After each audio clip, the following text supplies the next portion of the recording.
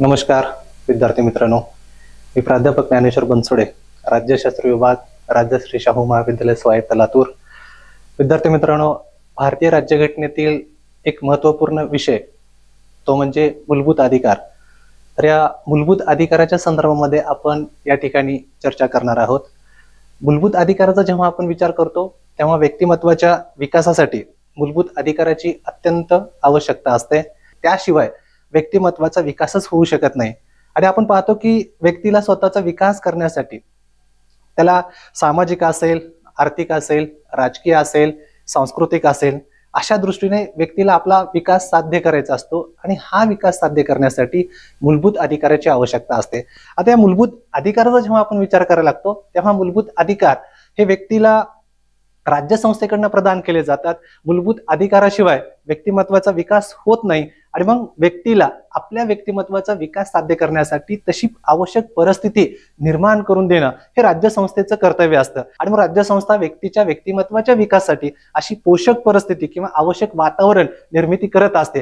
आणि मग लोक किंवा समाजातील जे काही घटक आहेत हे आपल्या अधिकाराच्यासाठी किंवा आपल्या व्यक्तिमत्वाच्या विकासासाठी राज्यसंस्थेकडे मागणी करत असतात. आणि मग ही जी काही मागणी राज्यसंस्थेकडे केली जाते, या मागणीला जेव्हा राज्य मान्यता देतं ती मागणी किंवा ते मान्यता म्हणजेच मूलभूत अधिकार असतात. आता या मूलभूत अधिकाराचा जेव्हा आपण विचार करतो तेव्हा मूलभूत अधिकार हे खऱ्या अर्थानं लोकशाही राष्ट्रामध्ये अत्यंत महत्वाचे मानले जातात. कारण लोकशाही राष्ट्रामध्ये लोकांच्या हातामध्ये सत्ता असते. आणि मग लोकांच्या हातामध्ये जर सत्ता असेल तर या लोकांना हक्क सुद्धा तितकेच महत्वाचे आहेत. आपण पाहतो की निरंकुश शासन व्यवस्थेमध्ये मूलभूत अधिकार हे नाकारले जातात किंवा व्यक्तींसाठी मूलभूत अधिकार हे नसतातच. कारण त्या ठिकाणी व्यक्तीच्या हक्कांना फारसं महत्व राहत नाही. आणि म्हणून लोकशाही शासन व्यवस्थेमध्ये व्यक्तीच्या व्यक्तिमत्वाचा विकास हेच खऱ्या अर्थानं लोकशाही शासन व्यवस्थेचं ध्येय असतं. आणि म्हणून या लोकशाही शासन व्यवस्थेमध्ये या मूलभूत अधिकाराचं अनन्यसाधारण असं महत्व आहे. आता एखाद्या व्यक्तीला किती प्रमाणामध्ये मूलभूत अधिकार दिलेले आहेत किंवा समाजातील सर्व व्यक्तींना किती प्रमाणामध्ये अधिकार बहाल केलेले आहेत याच्यावरनं एखाद्या राष्ट्राची उंची किंवा दर्जा ठरत असतो. आणि म्हणून राष्ट्राची उंची जर काउंट करायची असेल तर त्या राष्ट्राची उंची खऱ्या अर्थानं त्या राष्ट्रातील नागरिकांना किती प्रमाणामध्ये मूलभूत अधिकार बहाल केलेत याच्यावरनं त्या राष्ट्राची उंची सुद्धा मोजली जाते. आणि म्हणून लोकशाही शासन व्यवस्थेमध्ये या मूलभूत अधिकाराला अनन्यसाधारण असं महत्व आहे.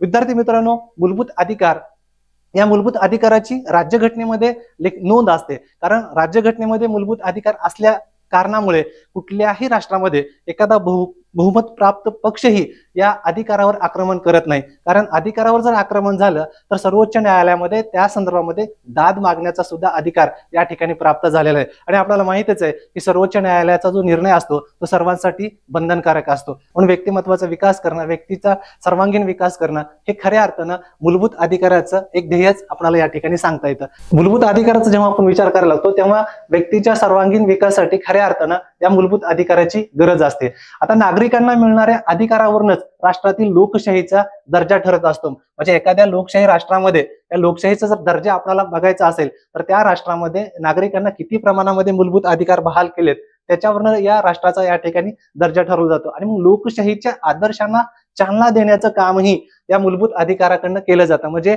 मूलभूत अधिकाराचा हा एक उद्देशच आहे की लोकशाहीच्या आदर्शांना चालना देणं हा खऱ्या अर्थाने या मूलभूत अधिकाराचा एक उद्देश मानला जातो. आणि म्हणून या संदर्भामध्ये हेरॉल्ड लास्की नावाचा जो विचारवंत आहे तो असं म्हणतो की राज्याने किंवा समाजाने मान्य केलेल्या ज्या काही मागण्या असतात त्याला मूलभूत अधिकार म्हटलं जातं. म्हणजे लास्कीच्या या विधानावरनं सुद्धा या मूलभूत अधिकाराचं किती महत्व आहे हे आपल्याला या ठिकाणी सांगता येतं. आणि म्हणून मूलभूत अधिकाराचा जेव्हा आपण विचार करतो तेव्हा मूलभूत अधिकार हे खऱ्या अर्थानं कुठं सुरुवात झाली किंवा ही जी काही चळवळ आहे मूलभूत अधिकाराची, या मूलभूत अधिकाराच्या चळवळीची सुरुवात जगामध्ये कुठं झाली त्याचाही आपल्याला या ठिकाणी विचार करतो. आणि म्हणून मूलभूत अधिकाराची पार्श्वभूमी जेव्हा आपण विचारात घेतो तेव्हा खऱ्या अर्थानं व्यक्ती स्वातंत्र्याची ही जी काही चळवळ आहे ती खऱ्या अर्थानं युरोप खंडामध्ये सुरू झाली. आता आपण या मूलभूत अधिकाराचा जेव्हा विचार करतो तेव्हा जगामध्ये सर्वप्रथम इंग्लंडच्या नागरिकांना या मूलभूत अधिकाराची जाणीव झाली. आपण पाहतो की इंग्लंडमध्ये राजेशाही व्यवस्था होती. आजही जर आपण पाहिलं तर इंग्लंडमध्ये राजा किंवा सम्राट हे पद आजही कायम आहे. भलेही इंग्लंडमध्ये लोकशाही शासन व्यवस्था असली तरी सुद्धा इंग्लंडमध्ये राजा हे पद आजही त्या ठिकाणी कायम असल्याचं आपल्याला पाहायला मिळतं. आणि मग इंग्लंडमध्ये खऱ्या अर्थानं जगामध्ये पहिल्यांदा या इंग्लंडच्या नागरिकांना त्या मूलभूत अधिकाराची जाणीव झाली. इंग्लंडमध्ये राजेशाही व्यवस्था असल्यामुळं अनेक जे काही राजे पदावर यायचे ते राजे लोकांचे अधिकार नाकारायचे, लोकांवर आक्रमण करायचे, लोकांच्या हक्काचं उल्लंघन सातत्यानं करायचे, व्यक्तीला कुठल्याही प्रकारचं स्वातंत्र्य त्या ठिकाणी दिलं जात नव्हतं. आणि म्हणून लोक फार कंटाळले आणि लोकांनी असं ठरवलं की आपल्याला जर आपल्या व्यक्तिमत्वाचा विकास करायचा असेल तर आपल्याला अधिकाराशिवाय त्या ठिकाणी पर्याय नाही. आणि म्हणून इंग्लंडच्या लोकांनी पहिल्यांदा इंग्लंडच्या राज्याच्या विरोधामध्ये एक बंड पुकारलं. आणि मग ते जे बंड आहे ते जगामधलं मूलभूत अधिकारासाठीचं पहिलं बंड म्हणून सुद्धा ओळखलं जातं. आणि मग जेव्हा इंग्लंडच्या लोकांनी राजाच्या विरोधामध्ये बंड केलं तेव्हा इंग्लंडच्या राजाला तत्कालीन राजा जॉननं इसवी सन 1215 साली लोकांच्या या बंडाचा परिणाम म्हणून लोकांच्या अधिकार पत्राला मान्यता देणारी एक सनद पास केली. ते सनद म्हणजे मॅग्ना कार्टा होय. आता ही जी मॅग्ना कार्टा सनद आहे ही जगातील मानव अधिकाराची किंवा या मूलभूत अधिकाराची पहिली सनद मानली जाते, कारण लोकांच्या अधिकार पत्राला मान्यता देण्याचं काम खऱ्या अर्थानं इंग्लंडमध्ये 1215 मध्ये झाल्याचं आपल्याला सांगता येतं. कारण या 1215 मध्ये राजा जॉन याने लोकांनी जे बंड पुकारलं त्या बंडाचा एक परिणाम म्हणून लोकांच्या हक्काच्या मागणीची एक सनद त्या ठिकाणी पास केली. ती सनद म्हणजेच मॅग्ना कार्टा ही जगातील मूलभूत अधिकाराच्या संदर्भातली पहिली सनद म्हणून सुद्धा या ठिकाणी ओळखली जाते. मित्रांनो, जरीही या मूलभूत अधिकाराची चळवळ जगामध्ये इंग्लंडमध्ये सुरू झाली असली तरी जगातील अनेक राष्ट्रांमध्ये या मूलभूत अधिकारासंदर्भामध्ये अनेक चळवळी किंवा अनेक सनदा सुद्धा पास झालेली. आणि मग आपण पाहतो की इसवी सन 1771 मध्ये अमेरिकेने सुद्धा बिल ऑफ राईट्स नावाची एक सनद मूलभूत अधिकाराची पास केली आणि याही सनदेनं अमेरिकन नागरिकांना मूलभूत अधिकार बहाल करण्यात आले. आता विद्यार्थी मित्रांनो, या ठिकाणी एक महत्वाची बाब ही आहे की जरीही मूलभूत अधिकाराची चळवळ जगामध्ये सर्वप्रथम इंग्लंडमध्ये सुरू झाली असली तरी सुद्धा इंग्लंडच्या संविधानामध्ये या मूलभूत अधिकाराची लिखित स्वरूपामध्ये कुठेही नोंद करण्यात आलेली नाही. कारण इंग्लंडचे संविधान किंवा इंग्लंडची राज्यघटना ही अलिखित असल्याचे आपल्याला सांगता येते. आणि मग जेव्हा आपण अमेरिकेचा विचार करतो तेव्हा अमेरिकेच्या संविधानामध्ये बिल ऑफ राईट्स नावाची ही जी काही सनद पास झाली आणि अमेरिकन नागरिकांना मूलभूत अधिकार बहाल केले गेले. अमेरिकेचा विचार करताना जगामध्ये सर्वप्रथम अमेरिकेने आपल्या संविधानामध्ये लिखित स्वरूपामध्ये मूलभूत अधिकाराची नोंद ही पहिल्यांदा अमेरिकेनेच केली. कारण अमेरिकेची राज्यघटना ही जगातील पहिली लिखित राज्यघटना मानली जाते. आणि म्हणून आपल्याला या ठिकाणी एक गोष्ट विचारात घेणं गरजेचं आहे की भलेही अमेरिकेच्या पूर्वी इंग्लंडमध्ये त्या मानव अधिकाराची किंवा या मूलभूत अधिकाराची चळवळ जरी सुरू झाली असली तरी इंग्लंडच्या संविधानामध्ये कुठेही या मूलभूत अधिकाराची लिखित स्वरूपामध्ये नोंद नाही. पण अमेरिकेच्या संविधानामध्ये मात्र जगामध्ये पहिल्यांदा अमेरिकेनच आपल्या संविधानामध्ये या मूलभूत अधिकाराची लिखित स्वरूपामध्ये नोंद केलेली आहे. आणि म्हणून आपल्याला पाहता येते की अमेरिकेनं पहिल्यांदा या मूलभूत अधिकाराला आपल्या संविधानामध्ये स्थान दिलं. आणि म्हणून आपण पाहतो की मूलभूत अधिकार हे केवळ तरतूद करून चालत नाही तर लिखित स्वरूपामध्ये या मूलभूत अधिकाराची तरतूद असली पाहिजे.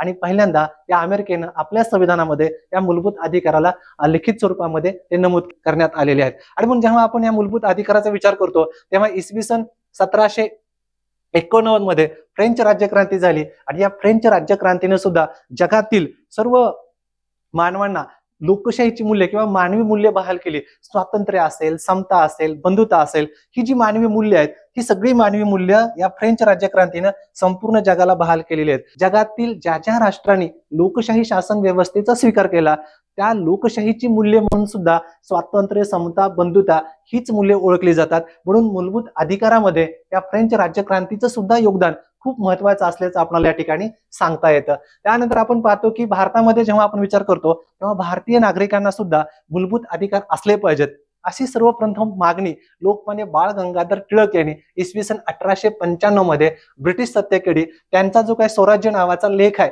या स्वराज्य नावाच्या लेखामधनं लोकमान्य टिळकांनी सुद्धा भारतीयांना सुद्धा मूलभूत अधिकार असले पाहिजेत अशी मागणी करणारा एक लेख ब्रिटिश सत्तेकडे तो सादर केला त्यांच्या स्वराज्य या लेखातनं. म्हणजे भारतीय नागरिकांना सुद्धा अधिकार असले पाहिजेत, त्याशिवाय भारतीय नागरिकांचा विकास होणार नाही याची जाणीव खऱ्या अर्थाने या लोकमान्य बाळ गंगाधर टिळक यांना झाली. आणि 1895 मध्ये ब्रिटिशाकडे मूलभूत अधिकाराच्या मागणीचा एक प्रस्ताव त्यांनी त्या ठिकाणी सादर केल्याचं आपल्याला पाहायला मिळतो. इसवी सन 1928 मध्ये अॅनी बेझंट यांनीही कॉमनवेल्थ ऑफ इंडिया या बिलातही या मूलभूत अधिकाराच्या संदर्भामध्ये तरतुदी केल्याचं आपल्याला पाहायला मिळतं. त्यानंतर पाहतो की आपण इसवी सन 1928 मध्ये मोतीलाल नेहरू यांनीही मूलभूत अधिकाराची तरतूद नेहरू रिपोर्ट मध्ये केली. म्हणजे मोतीलाल नेहरू यांनी हा जो काही नेहरू रिपोर्ट सादर केला, या नेहरू रिपोर्ट मध्ये सुद्धा मूलभूत अधिकाराच्या संदर्भामध्ये तरतुदी करण्यात आल्याचं आपल्याला पाहायला मिळतं. त्याच पद्धतीनं इसवी सन 1936 मध्ये रशियानेही रशियन जनतेला मूलभूत अधिकार बहाल केल्याचं आपल्याला या ठिकाणी सांगता येतं. त्याचबरोबर इसवी सन 1945 मध्ये जेव्हा आपण या मूलभूत अधिकाराचा विचार करतो, तेव्हा इसवी सन 1945 मध्येही मूलभूत अधिकाराचा विचार करत असताना मूलभूत अधिकाराच्या अभ्यासासाठी तेज बहादूर सप्रू यांच्या अध्यक्षतेखाली एक समिती गठीत केली गेली आणि या समितीमध्ये सुद्धा या मूलभूत अधिकाराच्या संदर्भामध्ये तरतुदी करण्यात आलेल्या आहेत. त्याचबरोबर राज्यघटना समितीनेही मूलभूत अधिकाराच्या संदर्भात सरदार पटेल यांच्या अध्यक्षतेखाली एक समिती नेमली आणि याही समितीनं या मूलभूत अधिकाराच्या संदर्भामध्ये या ठिकाणी तरतुदी केलेल्या आपल्याला पाहायला मिळतात. म्हणजे या मूलभूत अधिकाराच्या पार्श्वभूमीचा विचार करत असताना म्हणजे इसवी सन 1215 मध्ये इंग्लंडमध्ये ही जी काही मूलभूत अधिकाराची चळवळ सुरू झाली ती टप्प्याटप्प्यानं या मूलभूत अधिकाराचा हा प्रवास आपल्याला या ठिकाणी सांगता येतो. आता जेव्हा आपण भारताचा विचार करतो म्हणजे मूलभूत अधिकाराची जी काही चळवळ आहे, जसं आताच म्हटल्याप्रमाणे मी की इसवी सन 1215 मध्ये खऱ्या अर्थाने या मूलभूत अधिकाराच्या चळवळीला सुरुवात झाली आणि आपण जेव्हा भारताचा विचार करतो तेव्हा भारतामध्ये सुद्धा या मूलभूत अधिकाराला अनन्यसाधारण असं महत्व असल्याचं सांगता येतं. आता जेव्हा भारतीय राज्यघटनेचा आपण विचार करू तेव्हा भारतीय राज्यघटनेमध्ये या मूलभूत अधिकाराचा समावेश भारतीय राज्यघटनेच्या भाग 3 मध्ये कलम 12 ते 35 मध्ये या मूलभूत अधिकाराचा समावेश करण्यात आलेला आहे. म्हणजे भारतीय राज्यघटनेतील भाग 3 कलम 12 ते 35 हे मूलभूत अधिकाराच्या संदर्भामध्ये असल्याचं आपल्याला सांगता येतं. आता भारताचाही विचार करत असताना भारताने सुद्धा या मूलभूत अधिकाराचा जो काही स्वीकार केलाय तो अमेरिकेकडनंच केलेला आपल्याला सांगता येतो. भारतीय राज्यघटनेमध्ये सुरुवातीला 7 मूलभूत अधिकार देण्यात आलेले होते. मग ते 7 अधिकार कोणते, तर कलम 14 ते 18 मध्ये समतेचा अधिकार आहे. कलम 19 ते 22 मध्ये व्यक्ती स्वातंत्र्याचा अधिकार देण्यात आलेला आहे. कलम 24 ते 25 मध्ये शोषणाविरुद्धचा अधिकार देण्यात आलेला आहे. कलम 26 ते 28 मध्ये धर्म स्वातंत्र्याचा अधिकाराचा समावेश करण्यात आलेला आहे. कलम 29 ते 30 मध्ये सांस्कृतिक व शैक्षणिक अधिकार या ठिकाणी देण्यात आलेले आहेत.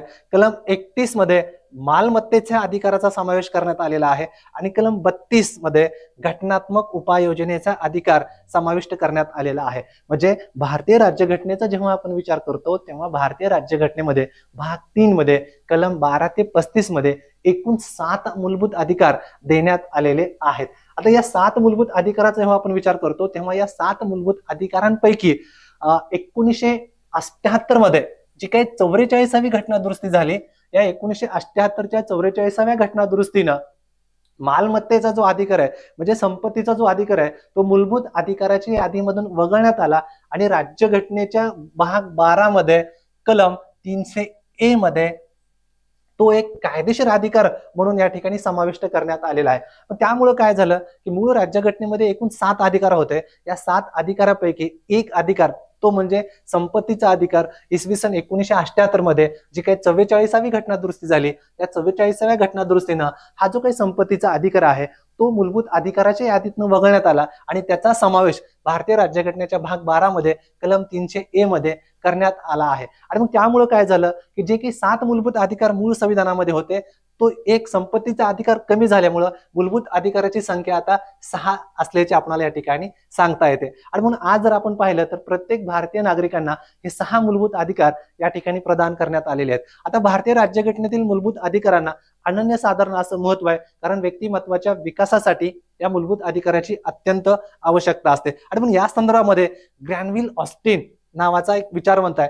हा ग्रॅनविल ऑस्टिन नावाचा विचारवंत काय म्हणतो की मूलभूत अधिकाराचा भाग म्हणजे खऱ्या अर्थानं भारतीय राज्यघटनेचा आत्माच आहे. म्हणजे ग्रॅनविल ऑस्टिन यांचं जर मत आपण विचारात घेतलं तर खऱ्या अर्थानं आपणालाही या मूलभूत अधिकाराचं किती महत्व आहे हे लक्षात येते. कारण संपूर्ण भारतीय राज्यघटना जी आहे त्या भारतीय राज्यघटनेचा जर आत्मा कुठला असेल तर तो म्हणजे या मूलभूत अधिकाराचा भाग आहे असं ग्रॅनविल ऑस्टिन या विचारवंताचं मत आहे. आणि मग त्याच्यावरनं सुद्धा आपल्याला खरंच व्यक्तिमत्वाच्या विकासासाठी किंवा व्यक्तीचा सर्वांगीण विकास झाला पाहिजे त्यासाठी मूलभूत अधिकाराची नित्यांत आवश्यकता असते, हेही आपल्याला या ठिकाणी नमूद करावं लागतं. आणि मग या मूलभूत अधिकाराचा जेव्हा आपण विचार करतो तेव्हा मूलभूत अधिकार त्याची वैशिष्ट्ये काय आहेत याचाही आपल्याला या ठिकाणी विचार करणं हे क्रमप्राप्तच आहे. आणि मग मूलभूत अधिकाराच्या वैशिष्ट्याचा विचार करत असताना या मूलभूत अधिकाराचं पहिलं वैशिष्ट्य आपल्याला आता सांगता येतं की मूलभूत अधिकार हे मर्यादित स्वरूपाचे आहेत.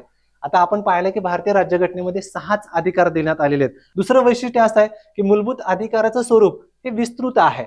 आता बघा विद्यार्थी मित्रांनो की मूलभूत अधिकार हे मर्यादित आहेत पण त्याचं स्वरूप मात्र विस्तृत आहे. 6च मूलभूत अधिकार भारतीय राज्यघटनेमध्ये आहेत पण व्यक्तीच्या व्यक्तिमत्वाचा विकास या 6 अधिकारातनं खूप प्रभावीपणे किंवा अत्यंत व्यापक प्रमाणामध्ये व्यक्ती आपल्या व्यक्तिमत्वाचा विकास करू शकतो. कारण अधिकार जरी 6च असले, संख्या जरी त्याची मर्यादित असली तरी स्वरूप मात्र त्याचं खूप विस्तृत आहे. म्हणून हे सुद्धा या मूलभूत अधिकाराचे एक वैशिष्ट्य आपल्याला या ठिकाणी सांगता येतं. पुढे सांगता येतं की या मूलभूत अधिकाराला न्यायालयीन संरक्षण सुद्धा देण्यात आलेलं आहे.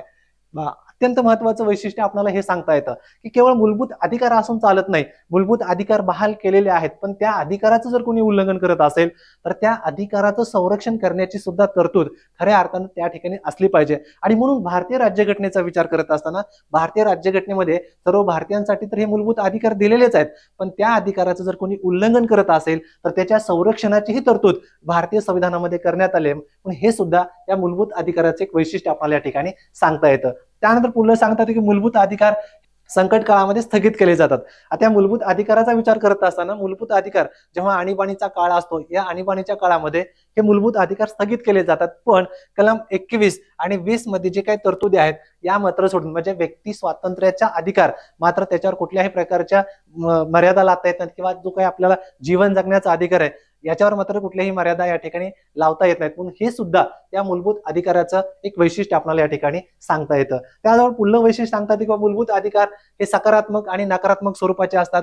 तेही या भारतीय संविधानातील मूलभूत अधिकाराचे एक वैशिष्ट्य आहे. आणि पुढलं एक वैशिष्ट्य सांगता येतं ते म्हणजे मूलभूत अधिकारामध्ये संशोधन केलं जातं. म्हणजे आपण पाहिलं की सुरुवातीच्या मूळ राज्यघटनेमध्ये एकूण 7 अधिकार होते पण नंतर जेव्हा 44वी घटनादुरुस्ती करण्यात आली त्या 44व्या घटनादुरुस्तीनं एक अधिकार या ठिकाणी कमी करण्यात आला. म्हणजे मूलभूत अधिकारामध्ये काळानुसार परिस्थितीनुसार बदलही करता येतो म्हणजे त्याच्यामध्ये संशोधन सुद्धा करता येतं. म्हणजे एकंदरीतच या मूलभूत अधिकाराचा विचार करत असताना या भारतीय संविधानामध्ये जे काही मूलभूत अधिकार दिलेले आहेत या मूलभूत अधिकाराची ही वेगवेगळी वैशिष्ट्य सुद्धा आपल्याला या ठिकाणी सांगता येतात.